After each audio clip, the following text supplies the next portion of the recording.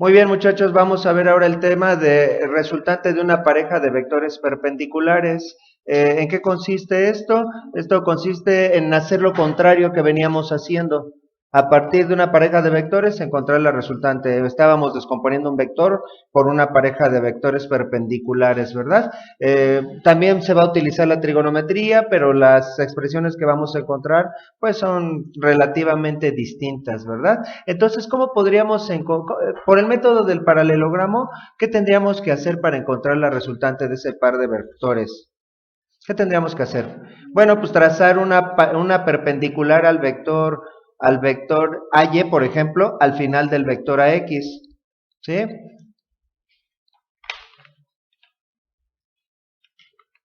Entonces vamos a poner una perpendicular, déjenme aquí cambiar la configuración. Entonces al final del vector a X trazamos una vertical.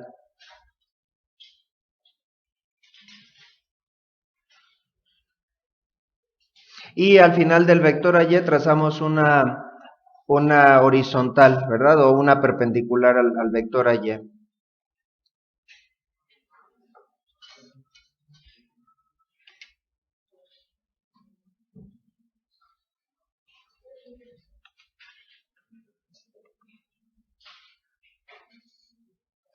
Y según el método del paralelogramo, ¿cuál sería la resultante?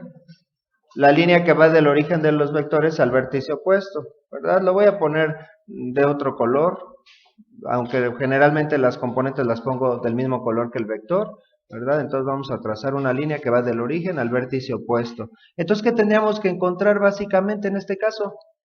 ¿Qué es eso? Esa línea que acabo de poner es la resultante, pero aparte geométricamente, ¿qué es?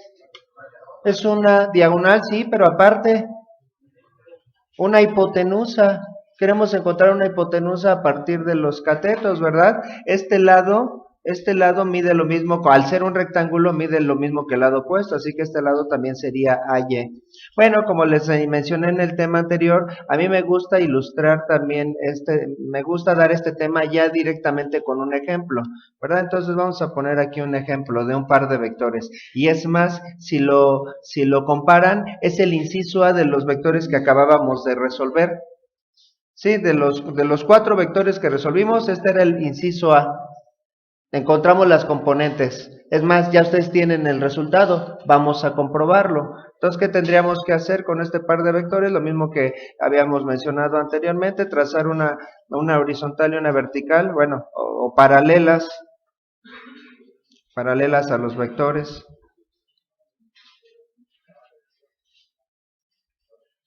Vamos a trazar una paralela a la componente vertical y la vamos a poner al final del vector horizontal y vamos a trazar una línea horizontal al final del vector vertical.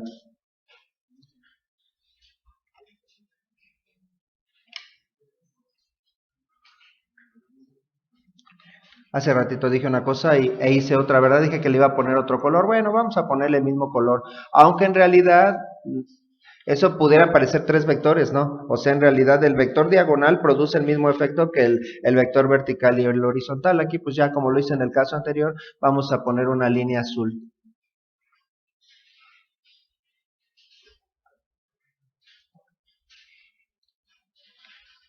Ya con valores.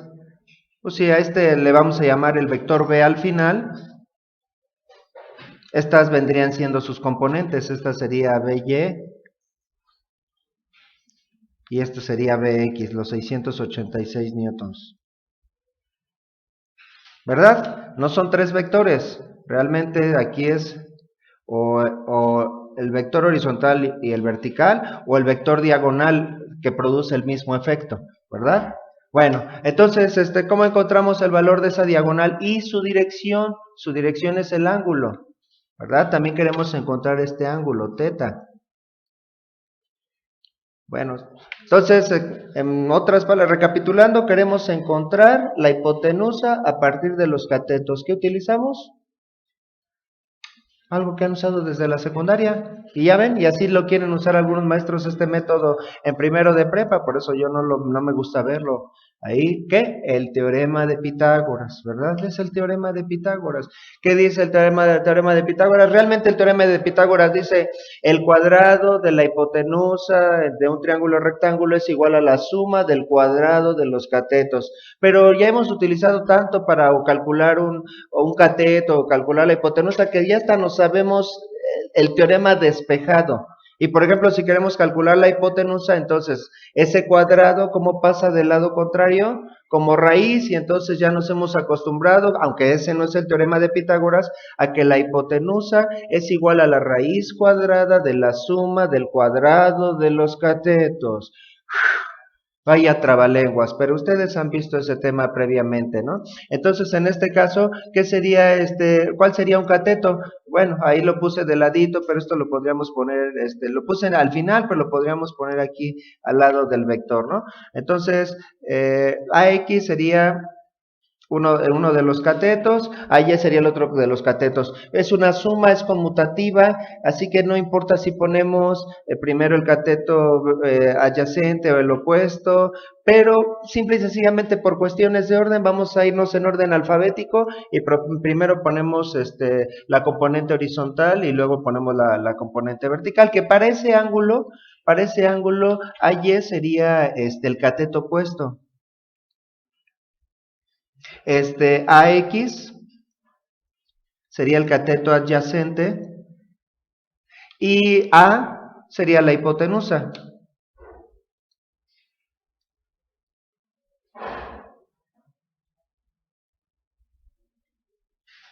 Entonces, bueno, pues ya no voy a volver a poner la fórmula del teorema de Pitágoras, ya directamente voy a sustituir esos valores. Entonces, la hipotenusa, que sería A, sería igual a la raíz cuadrada, y aquí siempre me hago un lío con las raíces, así que pongo una rayita.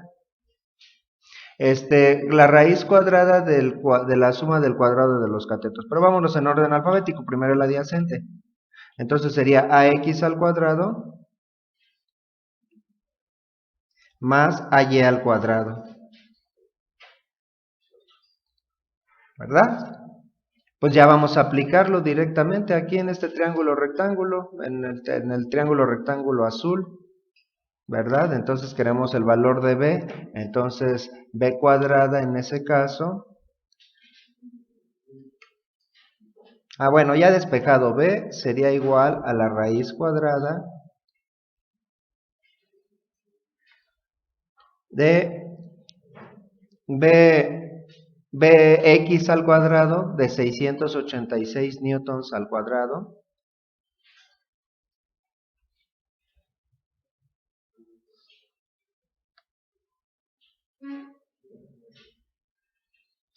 más 250 newtons al cuadrado, 250 newtons elevados al cuadrado.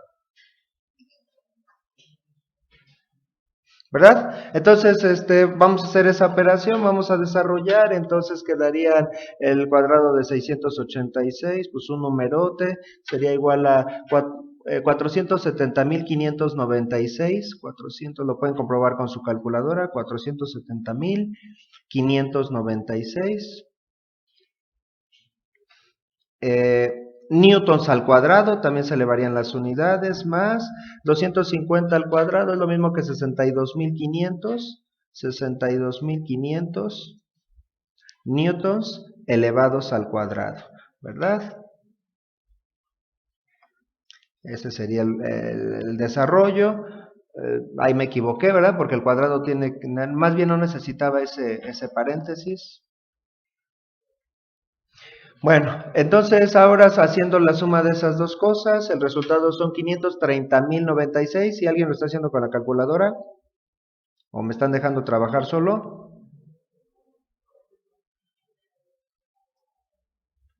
Entonces esto sería igual a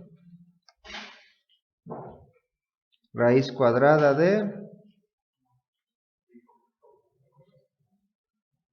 530.096 newtons cuadrados. Y la raíz cuadrada de esto sería igual a ver, alguien que la haga. ¿Cuánto? 730.1, ¿verdad?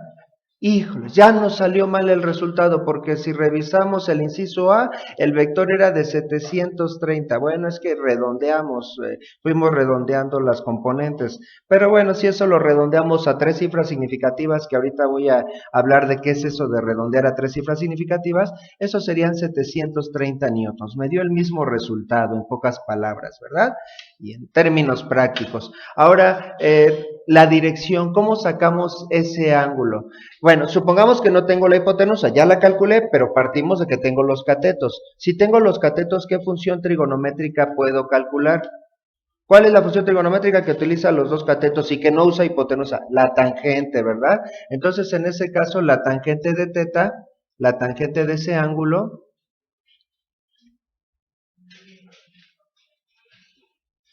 sería igual al cateto opuesto. ¿Y cuánto vale el cateto opuesto? De ese triángulo rectángulo. Nos estamos concentrando en esta parte. Ahorita hasta la voy a sombrear. Estoy viendo esta parte. ¡Ay! Se me salió el agua. Ah, por estas rayitas no. Bueno, entonces, esta parte, mejor así lo dejo. Entonces, AY sería el cateto opuesto, ¿no? Y AX sería el cateto adyacente. Entonces, la tangente sería cateto opuesto entre cateto adyacente. Entonces, sería AY entre AX.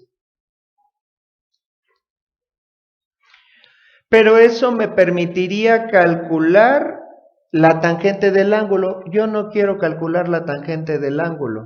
Quiero calcular el ángulo. Entonces, ¿cómo le hacemos? ¿Cómo se despeja? En ese caso. Esa tangente que está multiplicando pasa dividiendo. No, ¿verdad? Así no se hace. Entonces, en funciones trigonométricas, ¿cómo se despeja para sacar el ángulo? Función inversa, ¿verdad? A mí no me gusta mucho esta notación, pero teta sería igual a, y así se expresa, así se escribe, tan menos 1, pero no se lee así, se lee tangente inversa de AY entre AX. Que algunos se siguen confundiendo con esa expresión. Por ejemplo, si vamos a decir de otra función trigonométrica, si el seno de 45 grados, para platicar un poquito de las funciones inversas, si el seno de 45 grados es igual a 0.7071, lo pueden comprobar en su calculadora, .707, ¿verdad? Entonces, seno menos 1 de 0.707, ¿qué sería? 45 grados. Entonces, ¿cómo se interpreta esto? ¿Esto cómo lo debemos leer? A mí no me gusta mucho esa notación, porque en otros términos, menos 1, ¿qué representa? El recíproco, y a lo mejor algunos de ustedes viven pensando que eso es el recíproco, ¿no? Por ejemplo, si tengo x a la menos 1, es 1 sobre x. En este caso no, seno a la menos 1 no es 1 sobre seno, es la función inversa del seno. Yo prefiero otra notación que viene en algunas calculadoras. En algunas calculadoras, en lugar de decir seno a la menos 1, dice ang sen, y es exactamente lo mismo. Y en otras un poquito más raras, aparece como arc sen. Aparece de las dos maneras. Entonces, ¿cómo leeríamos esto? Ángulo cuyo seno es .707, ¿verdad? ¿O de qué ángulo el seno es .707? Bueno, si ya saqué el seno de 45 grados y es .707, bueno, entonces el ángulo cuyo seno es que parece un trabalenguas, por eso se pone una forma más abreviada. El ángulo cuyo seno es .707 son 45 grados, ¿verdad? Entonces aquí estamos haciendo lo mismo, pero con la tangente. Tangente, ángulo cuya tangente es esta relación de lados, ¿cuál es, verdad? Aquí vamos a ponerlo para el ejemplo que estamos resolviendo. Ya no tengo espacio abajo, lo voy a poner por acá arriba, entonces, vamos a ponerle otro nombre a este ángulo. Ya utilizamos teta, pues vamos a llamarle alfa. Entonces, ¿cuánto valdría alfa? Alfa sería igual a tangente inversa o ángulo cuya tangente es, serían 250, el cateto opuesto son 250 newtons entre 686 newtons. Se cancelan los newtons y ahí adentro no tengo ninguna unidad. Si desarrollamos, cuidado cómo hacen sus operaciones. Para empezar, ¿cómo sacan la función inversa de la tangente en las calculadoras científicas? Generalmente con la flecha Shift o 2ND, que es la segunda función, y luego está prácticamente todas las calculadoras científicas donde está la tecla de tangente, ¿verdad? Es que para que no tengan tantos botones las calculadoras, les ponen varias funciones, ¿verdad? Entonces, Shift tan o segunda función de la tangente aparece seguramente en su display tan -1, ¿verdad? Cuidado porque si escriben así directamente, tangente a la -1, que no se debe leer así, 250 entre 86 igual, en algunas calculadoras va a dar mal el resultado, porque lo que haría la calculadora es sacar primero la tangente inversa de 250 y el resultado dividirlo entre 686. Si no, queremos primero hacer la división y después sacar la tangente inversa, ¿verdad? Entonces, cuidado con cómo utilizan su calculadora. Entonces, sería tangente inversa de 250 entre 686, cerramos paréntesis, y eso da 20, bueno, no les debía haber dicho, ¿cuánto les dio? 20.02. Que si lo redondeamos, pues lo dejaríamos como 20 grados. Revisen el inciso A, ¿verdad? Nosotros habíamos partido de un vector de 730 newtons con un ángulo de 20 grados y ahí habíamos encontrado esas componentes. Entonces ahora es al revés. Esos dos vectores, el de 250 y el de 686, producen el mismo efecto que un vector de 730 newtons con un ángulo de 20 grados. ¿Alguna duda? ¿Algún comentario? Entonces mis fórmulas, mis expresiones serían estas. Vamos a encerrarla. Y esta otra, pero con un pequeño detalle. Aquí en esa relación no vamos a tomar en cuenta los signos de las componentes, sean positivas o negativas. Aquí las sustituimos sin signo. En otras palabras, esta relación la vamos a manejar en valor absoluto, porque si no me pueden dar ángulos confusos que me pueden indicar una dirección incorrecta. Ahorita no hay problema porque es un vector en el que sus dos componentes son positivas, pero vamos a poner ahora ejemplos en los que una de las componentes o las dos sean negativas, ¿verdad? ¿Seguros que no hay ninguna duda? Bueno, ahora también quiero que platiquemos otro detalle, que necesitamos ponernos de acuerdo con eso, el redondeo. ¿Cómo vamos a manejar nuestras cantidades? Porque a lo mejor alguien dice, es que el maestro a veces deja con pocas decimales, unas sin decimales, otras con decimales. ¿Cómo vamos a redondear? Vamos a hacerlo a 3 cifras significativas en lo sucesivo. Y eso es lo que hacen muchos libros de física. No estoy diciendo que vamos a dejar tres décimas, no.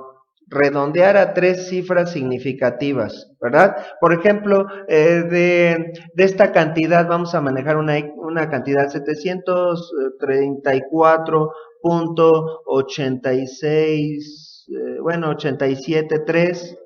¿Cuántas cifras significativas tengo ahí? 6, que empiezan con ¿cuál? ¿Cuál es el orden de magnitud mayor? Son las centenas. Mi cifra llega hasta las centenas. Entonces, redondear a 3 cifras significativas es que vamos a dejar el resultado en centenas, decenas, unidades, hasta las unidades. Nos vamos a fijar en la cuarta cifra significativa, pero solo para redondear la tercera. Es decir, si la cuarta cifra significativa es mayor o igual que 5, entonces la tercera cifra significativa sube. Si es menor que 5, ¿verdad? Entonces la tercera cifra significativa, el 4 en este caso, se deja como está, ¿sí? Es que, fíjense, ¿por qué se hace eso? En otras palabras, ¿cómo dejaríamos, si es que ya me están siguiendo, cómo dejaríamos este resultado? 735. Así lo dejaríamos. Es que fíjense, ¿por qué se hace así? Es bastante lógico. Es que tanto si lo dejo como 735 o como 734, estoy cometiendo un error de cualquiera de las dos maneras, porque la cifra no es ni 735 ni 734, es 734.873. Pero ¿en qué caso cometo un error mayor?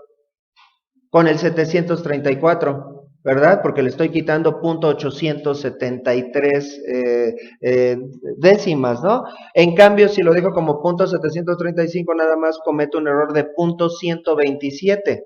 Le falta, o en otras palabras, más sencillo, a esa cantidad le falta menos para llegar al 735 que para regresarse al 734, por eso se redondea así. A ver, vamos a ver si ya me van siguiendo. Entonces, por ejemplo, esta cantidad, 20.713, y luego más cifras. ¿Hasta dónde llegaría? ¿Cuál es mi orden de magnitud mayor? Decenas. Entonces voy a dejar el resultado nada más con decenas, unidades y décimas. En este caso llegaría hasta las décimas. Entonces, ¿cómo dejaría el resultado? Esto lo expresaría como un 20.7 nada más. Como después del 7 sigue un 1, entonces se queda como 7. Siguiente cantidad, 1.089. Vamos a poner uno un poquito latoso, 5, ¿no?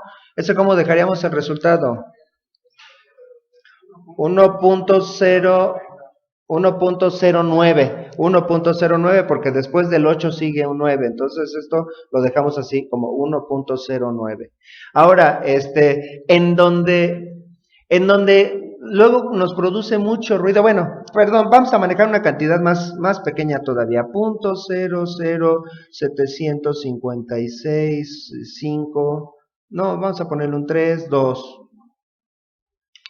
¿Cuál es mi orden de magnitud mayor? En este caso, las milésimas, ¿no? Entonces, como primer orden de magnitud, si tengo puros ceros después del punto decimal, entonces el primer orden de magnitud sería la primera cifra diferente de cero después del orden después del punto decimal. Si aquí tuviera un 1 en lugar del 0, no, pues ya mi primera cifra significativa es ese 1. ¿Verdad? Entonces aquí, si la primera cifra significativa es de milésimas, entonces usaríamos milésimas, 10 milésimas y 100 milésimas. Lo vamos a dejar hasta el 6. ¿Queda en 6 o sube a 7? En 6. Entonces esto lo manejaríamos como 0.00756. En donde causa mucho ruido es cuando las cantidades rebasan 1000. Las centenas, si ya empiezan a utilizar unidades de millar, ¿verdad? Decenas de millar, ahí como que nos causa mucho ruido. Por ejemplo, esta cantidad, 1377.8 y con más décimas. ¿Cómo dejaríamos el resultado? ¿Cuál es mi primera cifra significativa? El 1. La tercera cifra significativa, el 7. Después de ese 7 sigue un número mayor que 5. ¿Cómo dejamos este resultado? Y es que así lo hacen los libros de física y luego dicen, no, es que a mí no me dio ese resultado. Sí les dio el resultado correcto, pero en el libro están haciendo el redondeo a 3 cifras significativas. ¿Cómo dejamos el resultado? Ahí es donde luego genera más confusión. ¿Cómo? ¿Quién te dio clase en cuarto? Perfectamente. Tuviste un maestro genial en cuarto, ¿verdad? 1380. Aunque se ve muy diferente, pero así se redondea. Es redondeo a 3 cifras significativas. Maestro, le puso 3 unidades de más, sí, pero esas 3 unidades prácticamente no pintan con los miles, ¿no? Si ustedes tuvieran 1,380 pesos y se les perdieron 3 pesos, pues ni llorarían por ellos, pero si se les perdieron 500 pesos, bueno, eso sí, ya las centenas, ese sí ya es un orden de magnitud no despreciable. Ahora, este último ejemplo, 53,000, no, 582,721 y punto 43. ¿Cómo dejaríamos el resultado? Primera cifra significativa, segunda cifra significativa, tercera cifra significativa, cifra para redondear. Entonces, ¿cómo dejaríamos el resultado? Como 583,000. Aunque se ve muy diferente, es probable que así deje el resultado el libro de física. Eso se llama redondear a 3 cifras significativas y así es como vamos a estar manejando las cifras en los siguientes ejercicios.